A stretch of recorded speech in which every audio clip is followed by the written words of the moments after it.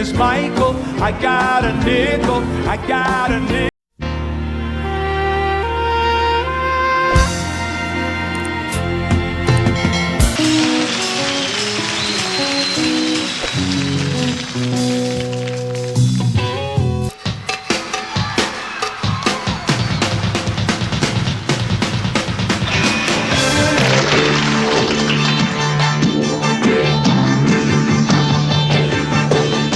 1973 gave us a wave of unforgettable chart toppers from artists who basically vanished before the decade was even done.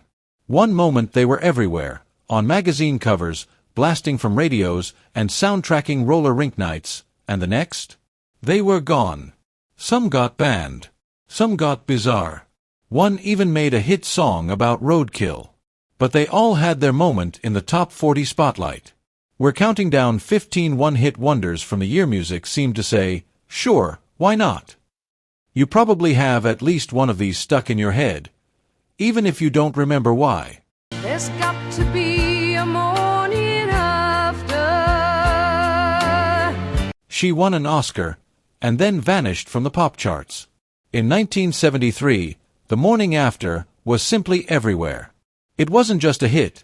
It was the emotional centerpiece of the blockbuster disaster film The Poseidon Adventure.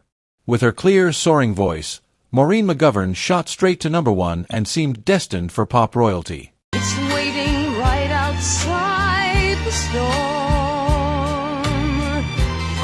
But it didn't turn out that way. McGovern never returned to the pop charts after this success.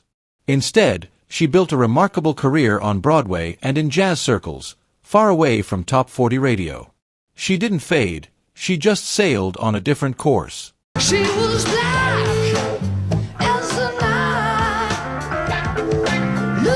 night. This song made people uncomfortable, and that's exactly why it became a hit.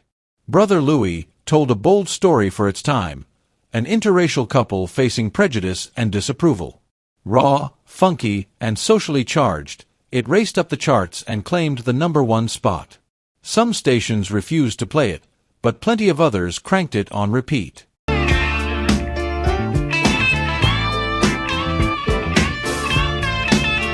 Stories, the band behind the song, never reached the same heights again. Internal tension, lineup changes, and the pressure of quick fame took their toll. But in 1973, they delivered one of the bravest and catchiest hits of the decade.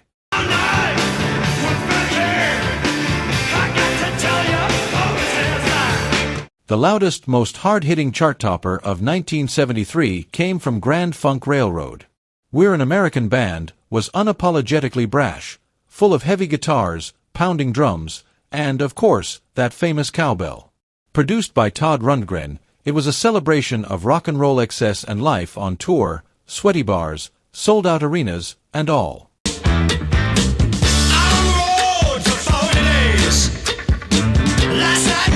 It hit #1 and made Grand Funk legends of the moment. But internal clashes and legal drama kept them from ever returning to the pop chart peak. They rocked hard, then burned out just as fast.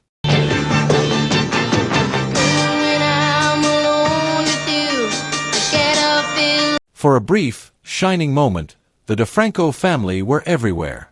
With Heartbeat, It's a Love Beat, they served up sugary sweet bubblegum pop and zoomed to #3 on the charts. Young Joey DeFranco, only 13, was suddenly on every teen magazine cover, outpacing even the Jackson 5 in fan clubs and radio spins.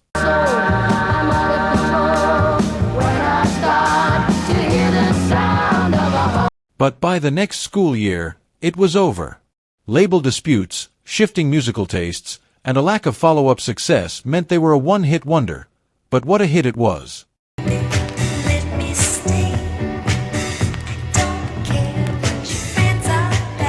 Sylvia's Pillow Talk was too suggestive for Al Green, he passed on it. So Sylvia recorded it herself, adding breathy whispers and sensual moans that turned up the heat. The result? A #3 hit on the pop chart and a #1 smash on the R&B chart.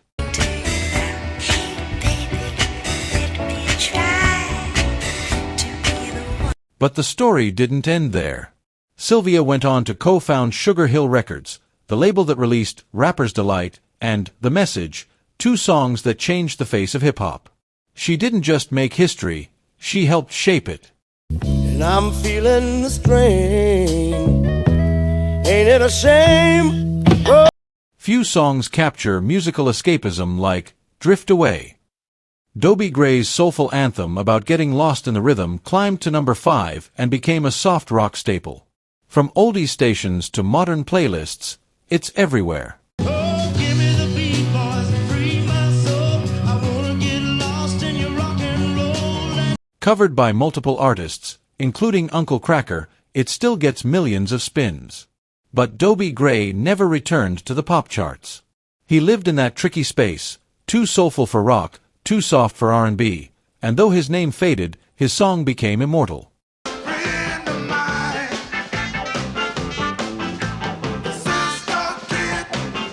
War's The Cisco Kid was all groove, swagger, and Latin funk flair. It wasn't your average cowboy song. With rhythmic horns, funky guitar, and feel-good lyrics, it shot to number 2.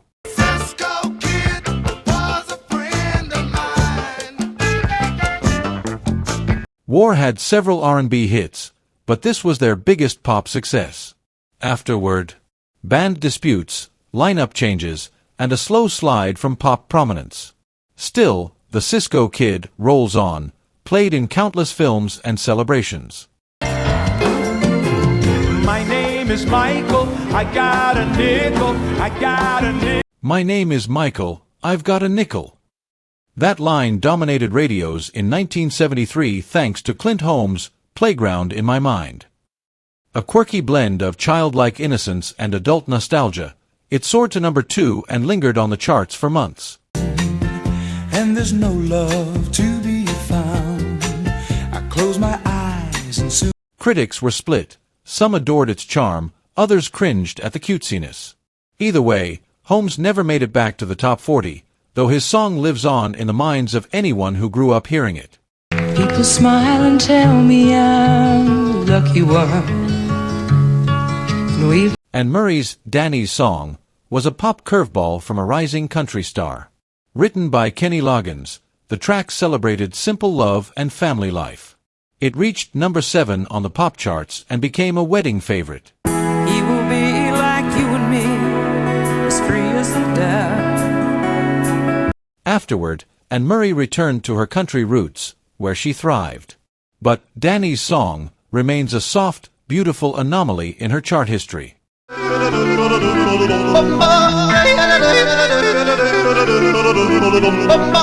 Prog rock got weird and glorious, with Focus's Hocus Pocus.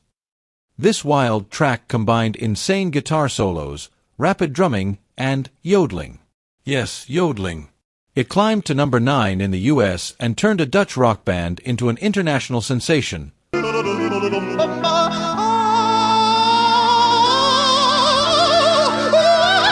For a moment, Focus vanished from US charts soon after, but Hocus Pocus remains a cult favorite for its sheer, joyful madness. Night, he shoulda looked left and he shoulda looked right. He didn't see the station wagon. A folk song about a dead skunk went top 20. Only in 1973.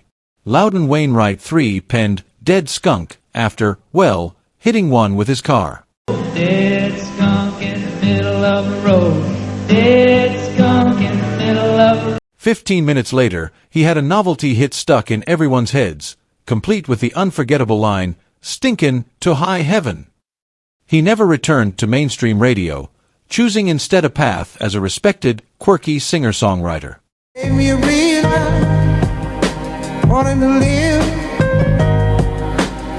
Leaving Me, by the Independents, captured heartbreak in pure soul form. It hit number 21 pop but dominated R&B radio. With falsetto vocals and raw emotional power, it was a quiet storm classic. We don't talk no more like we used to do. The group disbanded soon after, though member Marvin Yancey would later become an award-winning producer. One hit, forever remembered by soul fans. And many times her eyes fall back the tears. Wildflower, by Canadian band Skylark, wasn't flashy, it was beautiful. Its gentle build and poetic lyrics earned it a number 9 spot and later became a sampling favorite for hip-hop artists like Tupac and Kanye West. But if allowed just one possession, I would pick her. Keyboardist David Foster would go on to super producer fame, but Skylark vanished after this one hit. Listen, children, to a story that was written long. Coven's One Tin Soldier wasn't just a song, it was a message. Featured in the film Billy Jack, this anti-war anthem mixed haunting vocals with a tragic story. It resonated deeply in the Vietnam War era, charting multiple times through the early 70s. Roots of our mountain, all the riches buried there.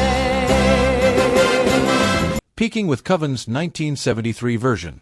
The band faded, but the song became a generational symbol, part protest, part folk legend.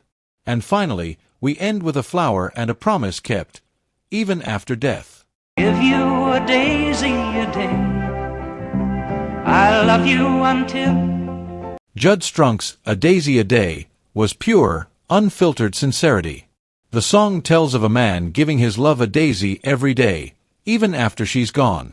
It peaked at number 14 and became a gentle, lasting tribute to devotion. He remembers the first time he held her, and the night that she came to his. Strunk disappeared from the charts, but the song lingered at weddings, anniversaries, and tearful goodbyes ever since. 15 songs. 15 brief moments of glory. Whether they made you dance, laugh, cry, or raise an eyebrow, these hits left an undeniable mark on 1973. Which one surprised you? Which one did you forget you knew? Tell us in the comments. And if we missed your favorite one-hit wonder from 1973, we want to hear about it. Don't forget to like, subscribe, and tap the bell. Thanks for joining us on this musical time machine.